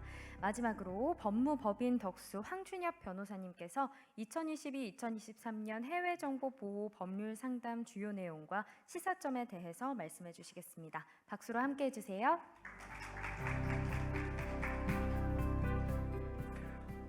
예, 안녕하십니까. 소개받은 법무법인 덕수의 황준엽 변호사입니다. 오늘 많이들 와주셨는데요. 이렇게 여러분들 앞에서 발표할 수 있는 기회를 얻게 돼서 영광입니다. 간단하게 저희 법인 소개 먼저 드리겠습니다. 이제 저희 법인은 사실은 좀 대한민국에서 좀 손꼽힐 정도로 오래된 역사를 가지고 있는 법인입니다. 1970년대에 처음 만들어졌고요. 저희가 이제 공교로운지 아니면 이제 저희가 잘해서인지는 모르겠지만 3년 연속 그 키사의 해외 개인정보보호 법률 상담 사업을 수행하고 있습니다. 그래서 여러 가지 좀 일들을 그래도 나름 했고 이제 뿌듯하게 생각을 하고 있습니다. 그래서 이제 3년 연속 계속해서 이제 법률 상담을 했었고요. 또 이제 뒤에 배부되어 있는 그 상담 사례집 개정 작업도 저희가 참여해서 주도적으로 수행을 했습니다. 또 현재 그 키사에서 확인하실 그 키사 GDPR 홈페이지에서 확인을 하실 수 있는 자료인데요. 그 주요 해외 주요 국가들의 개인정보보호법을 매핑 테이블 형태로 좀 손쉽게 한눈에 비교해서 보실 수 있도록 제작을 하기도 했습니다. 예. 이런 부분은 많이 활용을 좀 부탁드리겠습니다. 예, 저희는 이제 어쨌든 데이터 개인정보팀을 따로 지금 이제 구성해서 운영을 하고 있고 같이 해주고 계신 변호사님들 사진 잠깐 실어봤습니다. 예, 다음 이제 법률 상담 사업 소개해드리겠습니다. 오전에 정태인 팀장님께서 충분히 설명을 해주셔서 이 부분은 이제 짧게만 설명하고 넘어가도록 하겠습니다. 예, 뭐 다들 잘 아시다시피 지금 이제 해외 개인정보 컴플라이언스는 우리나라 모든 기업이 지금 가지고 있는 어떤 좀 숙제 같은 부분들이 있습니다. 더군다나 지금 데이터의 전세적인 활용이 지금 강화되고 있고 그것들이 아마 앞으로 더 가속화될 수 있는 그런 추세에 놓여져 추세고요. 그래서 이런 해외 개인정보보호법 컴플라이언스 관련한 이제 비용 부분들도 상당히 만만치 않게 들이시는 걸로 알고 있습니다. 그래서 이런 부분 관련해서 기사에서 도움을 드리기 위해서 본 사업을 설계해서 수행을 하고 있고 저희가 수탁사로서 최선을 다해서 지금 사업을 수행하고 있습니다. 예, 저희 상담 사업과 관련해서는 키사 GDPR 홈페이지 그리고 개인정보보호 국제협력센터 홈페이지 또 저희 법인의 홈페이지를 통해서도 상담 사업 신청을 손쉽게 하실 수 있습니다. 아주 간단하게 이제 작성 폼을 작성을 해주시면 저희가 바로 이제 유선 상담을 선택해 주시거나 서면 상담을 선택해 주시면 그것에 맞게 저희가 상담을 진행을 하고 있습니다. 네. 예, 이제부터 지금 해외 개인정보보호법 저희 법률 상담을 수행하면서 어떤 상담 내용들이 주로 이제 문제가 되었고 또 어떤 시사점이 있는지를 좀 설명을 드리도록 하겠습니다. 예, 먼저 상담 희망 국가입니다. 이제 작년과 이제 올해 통계인데요. 지금까지 통계인데 공통적으로 좀 경향성이 보이실 것입니다. 이제 주로는 아무래도 이제 EU GDPR이 가지는 상징적인 의미가 있어서인지 EU 관련된 상담이 계속해서 이제 연속적으로 많은 경향성을 보이고 있고요. 또 최근 이제 CPRA 등 미국법 규제에 관련한 부분도 상당히 많은 관심을 보여주고 계십니다. 또한 이제 올해 이제 일본에 대해서도 법률 상담을 진행하고 있는데 이 부분에 대해서도 많이 상담을 이제 질의를 해주시고 계시고 특히 이제 동남아권 관련해서는 베트남 쪽에 굉장히 좀 많은 이제 수요들이 있으신 것 같더라고요. 그래서 이 부분 상담도 이제 상대적으로 많이 들어오고 있습니다. 다음은 이제 주요 상담 분야 영역입니다. 일단은 공통적으로 이제 각 서비스를 기획하신 회사 입장에서는 우리 회사의 서비스가 해외 개인정보보호법에 적용을 받는지가 뭐 제일 중요한 첫째 해결해야 되는 이슈이기 때문에 이 부분에 대해서 가장 이제 공통적으로 질문을 많이 해주시고 계십니다. 그리고 또 하나 이제 빈번하게 이제 질문하시는 이슈는 이제 역외전에 관련한 이슈입니다. 예, 말 그대로 그 해외의 어떤 개인정보 우리나라의 기업이더라도 해외 이제 그 정보 취득을 대상으로 해서 계속 서비스를 제공하고 있다 보니까 개인정보 역외전이 발생하고 이런 부분에 있어서 어떻게 적법성 처리 근거를 마련할 수 있는지에 대해서 고민을 많이 하고 계신 것 같습니다. 그리고 이제 어떻게 이제 우리 회사가 개인정보를 합법적으로 수집 혹은 이제 활용할 수 있는지에 대해서도 주로 많이 이제 질문을 주고 계시고요. 또 기업 입장에서 어떤 부분을 준수해야 되는지, 또 책임성 강화 조치에 있어서 어떤 부분을 좀 주의를 해야 되는지 이런 부분들에 대해서 상담을 많이 해주고 계십니다. 자, 그래서 먼저 이 순서대로 좀 설명을 드리겠습니다. 그렇다면 우리 사업이 해당 국가 개인정보보호법에 적용을 받는지 사실 이게 제일 이제 첫 번째 관문이 되는 이제 질문인데요. 그렇다면 그 중에서도 먼저 우리 서비스에서 취급하는 정보가 개인정보에 해당할 것인지에 대해서 검토를 해봐야 될 것이고 두 번째 개인정보를 처리한다고 하면 그것의 적용 범위 그러니까 각 국가의 적용 범위에 해당하는지 여부에 대해서 검토를 해보아야 합니다. 개인정보 해당성과 관련해서는 각 국가에서 사실은 굉장히 이제 다르게 표현을 하고 있지만 핵심적인 개념 표지는 동일한 것 같습니다. 사실은 식별 가능성이죠. 이제 개인을 식별할 수 있는 식별 가능성, 그 식별 가능성을 고려할 때 다른데 연결된 정보와의 결합 가능성까지를 고려한다, 그런 공통된 표지가 있는 것 같고요. 미국 CPRA 같은 경우는 이제 하우스홀드라는 좀 이제 특별한 개념을 쓰고 있긴 하지만 뭐 실무에 있어서는 크게 차이가 있는 것 같지는 않습니다. 그래서 이런 부분들이 있어서 이제 조금 그렇게 좀 식별 가능성 기준으로 본다라고 이해를 해주시면 좋을 것 같습니다. 다음은 이제 적용 범위와 관련한 부분입니다. 일단 이제 GDPR 같은 경우는 영토적 적용 범위와 인적 적용 범위에 관한 규정을 별도로 두고 있습니다. 그래서 영토적 적용 범위와 관련해서는 EU 영내 컨트롤러 또는 프로세서의 사업장의 활동에 수반되는 개인정보 처리에 적용되고, 해당 처리가 EU 영내 또는 여기에서 이루어지는지 여부는 상관하지 않고 있습니다. 또 인적 적용 범위와 관련해서 EU 여계의 사업자일지라도 EU 영내의 정보 주체에게 제어나 서비스를 제공하는 경우 또는 EU 영내 정보 주체에 대한 모니터링을 하는 경우에는 GDPR이 적용된다고 보고 있습니다. 근데 이게 이제 작년에 사업처에서 질문해 주신 부분이었는데, 서비스를 제공받는 경우에서 부득이하게 상대 업체의 직원의 개인정보를 수집하는 경우는 어떨까요? 이 정의 규정을 잘 보면 조금 답이 보이는데요. 이제 그런 경우가 있습니다. 이제 상대 업체로부터 어떤 이제 상품을 사실은 이제 제공받아가지고 쓰고 있는데, 그 과정에서 이제 AS를 해야 되다 보니까 그 상대 업체 입장에서는 우리 AS 담당자의 정보가 계약서에 명시되었으면 좋겠다라고 이제 계속 고집을 하는 그런 상황이었고, 그러다 보니까 그러면 이제 업체 입장에서는 GDPR 이슈가 발생하게 되는데 GDPR이 적용되는지를 굉장히 궁금해하셨어요. 근데 말 그대로 이건 서비스를 제공하는 경우에 이제 GDPR이 적용되는 거고, 서비스를 제공받는 경우에는 그렇지 않은 것이기 때문에 그런 부분에 대해서는 GDPR이 적용되지 않는다라고 답변을 드렸었습니다. 다음은 이제 CPRA 적용 범위와 관련된 부분입니다. 캘리포니아에서 사업을 영위하게 되면 이제 기본적으로 CPRA 적용을 받는다고 보시면 되는데, 다만 이건 지리적 적용 기준이 아닙니다. 그러니까 쉽게 말해서 캘리포니아 주에서 사업소를 내고서 영업을 하는 경우뿐만 아니라 캘리포니아 주를 상대로 해서 사업을 하고 있는 경우에는 CPRA가 적용이 된다고 보셔야 됩니다. 소비자의 개념을 이제 사용을 하고 있고요. 캘리포니아 주민인 자연인이라고 이제 정의하고 있고, 고유식별자에 대해서 식별되는 자라고 정의를 하고 있습니다. 다만 이제 CPR에 있어서 우리 소규모 기업, 스타트업들이 조금 눈여겨 보셔야 될 대목들이 있습니다. 이제 CPR에서는 소규모 기업에 대한 일정한 적용예외 조항을 두고 있습니다. 그 내용을 좀 소개를 해드리면, 일단 연간 총 매출액이 2억 2,500만 달러를 초과하는 사업자인 경우에는 적용이 되고요.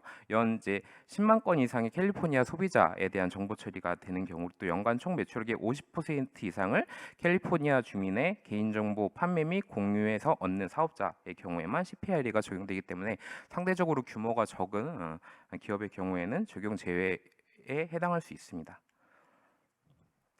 다음은 중국 개인정보보호법입니다. 중국 개인정보법도 이제 유사한 어떤 체계를 가지고 있긴 합니다. 그래서 일단 중국 내에서 개인정보를 처리하는 경우에는 중국 개인정보보호법에 적용을 받게 되고요. 또 중국 외에서 하더라도 중국 내의 개인정보를 처리하는 경우 중에 국내 자연인, 그러니까 중국 사람이겠죠. 상품 또는 서비스를 제공하거나 또 그 중국인의 행위를 분석 평가하거나 법률 및 행정 법규상 규정된 기타 사항의 경우에는 이제 중국 개인정보보호법을 적용하고 있습니다. 중국에서는 중국 개인정보보호법에서도 주요하게 봐야 될 법규가 중국 데이터보안법이 있는데요. 이 부분 관련해서도 중국 여계에서의 데이터 처리 활동이 중국의 국가 안전이라던가 공공이익, 국민, 조직의 합법적인 권익을 침해하는 경우에는 이제 법적 책임을 부담하도록 규정하고 있기 때문에 기업 입장에서는 굉장히 주의하셔야 됩니다. 다음은 개인정보 여계 이전과 관련된 부분입니다. 뭐 다 잘 아셨고 오전에도 발표에서도 여러분이 말씀을 하셨습니다. 일단 그래서 뭐 2021년 12월 17일에는 한 EU 적정성 결정이 발효됐고요. 한영 적정성 결정 관련해서도 이제 작년 2022년 12월 19일에 발효가 되어서 시행되고 있습니다. 이 부분 좀 자료에 수정이 안 되었는데 참고 부탁드립니다. 그리고 APIC 12PR 인증이 지금 운영이 되고 있죠. 이제 그리고 또 하나 이제 지금 미국과 유럽 간의 정보와 관련해서 정보 이전 관련해서 데이터 프라이버시 프레임워크가 발효돼 가지고 2023년 7월 10일부터 지금 발효돼서 시행이 되고 있습니다. 이처럼 이제 전 세계적으로 개인정보 이전은 일상화되고 있고요. 또 국가 상호 간의 개인정보 보호 수준을 평가를 해가지고 국가적 인증을 통해서 이것들을 원활하게 이동할 수 있게 하는 그런 어떤 전 세계적인 움직임이 있다라고 평가할 수 있습니다. 자, 그래서 이런 상황이 이러한데 실제로 이제 실무자분들께서 이 여기 이전의 개념에 있어서 조금 혼동을 하시는 경우들이 많이 있습니다. 이 부분이 이제 아무래도 이제 그 개념상의 문제 때문인데요. 쉽게 말해서 이런 경우입니다. 한국에서 어떤 제품을 생산을 했습니다. 그래서 그것을 해외에 수출합니다. 근데 그 제품을 통해서 그 해당 국가 혹은 이제 유럽 국가의 이제 거주민이라고 하겠습니다. 유럽 국가의 거주민의 개인 정보를 수집하게 됩니다. 그 경우에는 여기 이전의 경우에 해당하는 것일까요? 예, 그렇지가 않습니다. 이제 그 경우에는 직접 한국에는 해당 업체가 직접 개인정보를 수집한다고 보기 때문에 이것은 여기 이전의 개념에 포섭되는 것이 아니고요.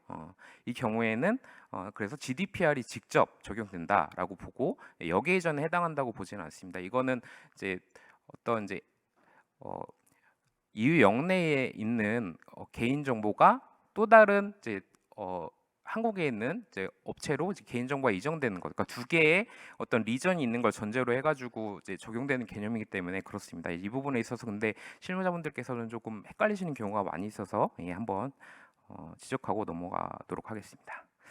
다음은 GDPR 적정성 결정이 있으면 그러면 다른 GDPR의 규정들은 다 적용이 없이 그냥 우리나라 개인정보뿐만 준수하면 되는 것인가요? 이 부분도 사실 조금 혼동을 많이 일으키시는 부분인데 사실은 이제 적정성 결정의 의미는 EU 여기 이전의 메커니즘에 대한 부분이기 때문에 여전히 GDPR에서 규정하는 다른 의무에 대해서는 준수될 필요가 있습니다. 그래서 이런 부분들은 주의를 하실 필요가 있습니다.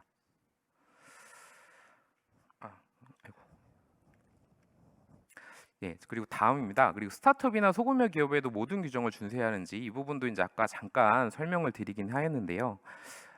일단은 이제 안타깝게도 대부분의 해외 국가들이 이 부분에 있어서 적용 예외를 두는 경우는 잘 없습니다. 모든 기업과 이제 개인정보를 처리하는 모든 주체에게 개인정보보호법이 적용된다는 것이 일반적인 추세입니다. 다만 아까 말씀드렸듯이 CPRA의 경우에는 이제 소규모 기업의 경우에는 일정한 예외를 두고 있습니다. 이제 이런 부분 그 본인 회사가 해당되는지 충분히 검토를 하실 필요가 있겠습니다. 다만 이것과 관련해서 올해도 좀 추가적인 질문이 있었는데요. 이 연간 매출은 2,500만 달러 이상이라고 하는데 이 연간 매출의 의미가 캘리포니아주 사업 대상 관련 사업만을 해서 이제 산출되는 그런 매출액만을 의미하는 것인지를 궁금해하시더라고요. 근데 이 부분 관련해서는 사실은 좀 명확한 좀 그 입장 표명이 있었습니다. CCPA 시절이긴 한데요. 이제 미국 법무부에서는 이 부분은 이 규정의 취지상 이건 관련 매출액이 아니라 해당 업체의 총 매출액을 기준으로 하는 것이 보는 것이 맞다라고 이제 그렇게 좀 해설을 하는 사례가 있어서 그 부분이 역시 동일하게 준용이 될 것으로 보입니다.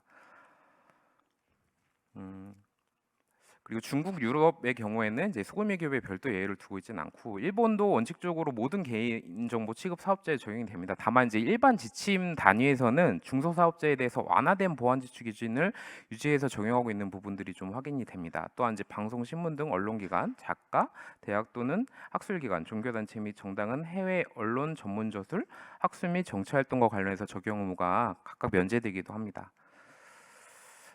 다음은 이제 기업 컴플라이언스 유의사항인데요. 일단 CPR이 중심으로 조금 이렇게 개정된 부분에 대해서 수요가 많이 있으셨기 때문에 그런 부분 중심으로 좀 말씀을 드리겠습니다. 다음 이제 CPR에서는 사실 이제 옵트아웃 권리가 제일 중요합니다. 이 부분을 얼마나 잘 명시하고 이 부분을 잘 행사할 수 있게 하는지가 핵심입니다.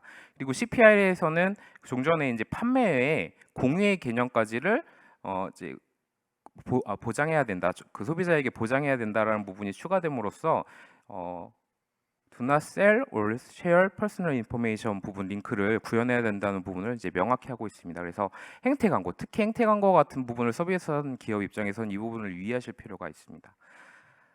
그리고 이제 소비자가 합리적으로 접근하는 방식으로 판매 공유 거부권에 대한 고지를 해야 되고요. 이런 부분에 대해서는 이제 그 지금 강의안에 명시된 그런 부분들을 유의해서 준수를 해주실 필요가 있겠습니다. 다음은 온라인 개인정보 처리 방식상 공개해야 될 정보의 내용입니다. 이 부분도 실무적으로 사실 굉장히 이제 많이 고민을 하시는 부분입니다. 그래서 그 내용을 간략히 좀 설계를 드리면요. 일단 수집한 개인정보의 유형을 명확히 해야 됩니다. 그 유형이 CPI상 개인정보 유형이 좀 몇 가지로 나뉘어져 있습니다. 그래서 그런 부분에 맞추어서 명시를 해주셔야 되고요. 다만 이제 지난 12개월 동안 수집한 정보로 한정하도록 되어 있습니다. 또 수집 출처의 유형도 명시를 정확히 해주셔야 되고요. 개인정보 수집 또는 그 이전의 개인정보 수집, 판매, 공유한 관련한 사업 또는 상업상의 목적을 구체적으로 공개를 해주셔야 됩니다. 또 개인정보를 제공한 제3자의 유형도 구체적으로 명시를 해주셔야 되고요. 특정 개인정보의 제공을 요청할 권리가 있다는 사실도 명시를 해주셔야 됩니다. 또한 이제 이 부분이 조금 특징적인 부분인데 최소한 하나 이상의 수신자 부담 전화를 포함해서 2개 이상의 연락처선을 제공하도록 정하고 있습니다. 그래서 이 부분 반영이 안 돼 있으신 업체들이 사실 상당히 많이 있으십니다. 그래서 이 부분을 좀 주의해서 수정을 해주시면 좋을 것 같습니다. 또 개인정보 처리 방침들도 1년에 1회 이상 의무적으로 업데이트할 것을 명시를 하고 있습니다. 이런 부분들 유의해서 참고해 주시기를 부탁드리겠습니다. 그 CPRA 같은 경우는 조금 특징적인 것이 기본적으로 이제 오프트아웃 구조이기 때문에 여기 이전에도 별도 동의는 필요 없습니다. 그렇다고 해서 이게 뭐 아무것도 안 해도 되냐 이렇게 생각하실 건 아니고요. 마찬가지로 이게 이제 개인정보의 제3자 제공과 공유의 개념으로 포섭이 되기 때문에 그런 경우에 이제 별도로 계약업체와 일정한 내용으로 계약서를 작성하도록 하고 있습니다. 그래서 실무적으로 이런 부분들 좀 유의하실 필요가 있겠습니다. 그리고 또 한 가지 CPRA에서 민감 정보의 개념이 추가되었습니다. 그런데 이제 민감 정보의 구체적인 예시를 들고 있는데 좀 특징적인 부분들을 발견했습니다. 보시면 알겠지만 우리나라 개인 신용 정보의 개념에 포섭될 수 있는 상당한 정보가 민감 정보로 분류되어 있습니다. 그래서 이제 신용 정보를 취급하시는 회사 입장에서도 이런 부분들을 굉장히 유의하실 필요가 있겠습니다. 또 경우에 따라서 이메일이나 문자 메시지의 내용도 민감 정보로 포섭되고 있다는 내용 또한 이제 주의를 해주셔야 됩니다. 그래서 이렇게 민감 정보로 분류된 정보에 대해서는 이용 제공 제한권에 대해서 또 추가로 규정을 하고 있습니다. 그래서 이런 부분 민감 정보 개념이 도입됨으로써 소비자의 권리가 많이 신설되었고 이런 부분들을 충분히 보장하셔야 된다는 부분을 유의해 주시기를 부탁드리겠습니다.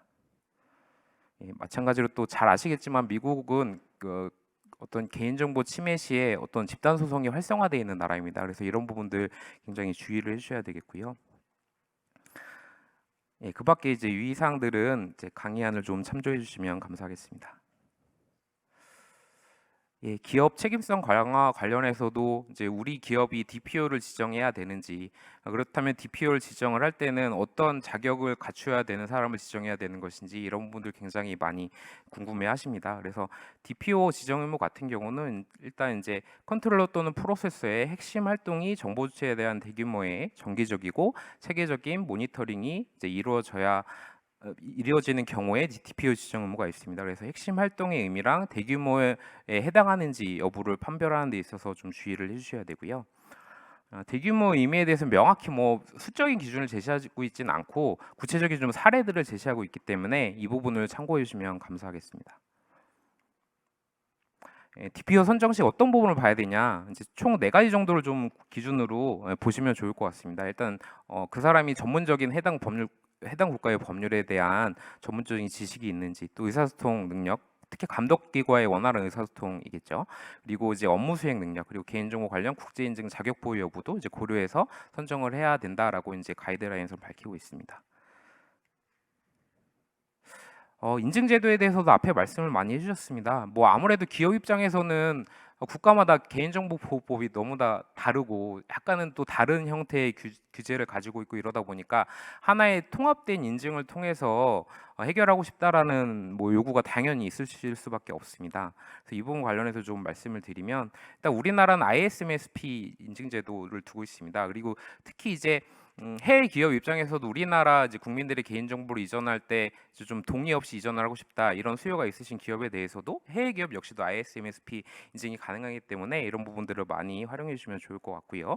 또 CBPR 제도 그리고 이제 ISO 27701, 27001 같은 이제 국제 공인 인증 제도가 이제 많이 활용이 되고 있기 때문에 이런 부분들 활용을 해주시면 좋겠습니다. 다만 이런 공인 제도, 이제 27701 같은 국제 인증을 받으신다 하더라도 GDPR 준수가 그러면 됐다고 봐주는 것이냐, 인증이 되는 것이냐라는 부분은 아니기 때문에 그런 분들 역시 조금 주의를 해주셔야 되겠습니다. 다음은 이제 실무적으로 이렇게 좀 활용하실 수 있는 웹페이지를 소개해놨습니다. 자료집을 참고해 주시면 좋을 것 같고 저 역시도 많이 좀 참고하고 있는 페이지니까 실무적으로 좀 도움을 받으셨으면 좋겠습니다. 네. 조금 시간이 좀 모자른 감이 있었습니다. 하지만 부족하지만 소개를 해드렸고요. 저희 지금 키사에서 하고 있는 해외 개인정보 법률 상담 사업 많이 좀 활용을 해주길 부탁드리겠습니다. 저희도 저희 법인의 역량을 다해서 지금 사업을 수행하고 있으니까 더 많이 활용해 주시고 이용해 주셨으면 좋겠습니다. 예, 감사합니다. 네, 황준혁 변호사님 감사드립니다. 이로써 금일 준비한 2023 글로벌 개인정보 보호 컴플라이언스 세미나의 발표 세션은 모두 마쳤습니다.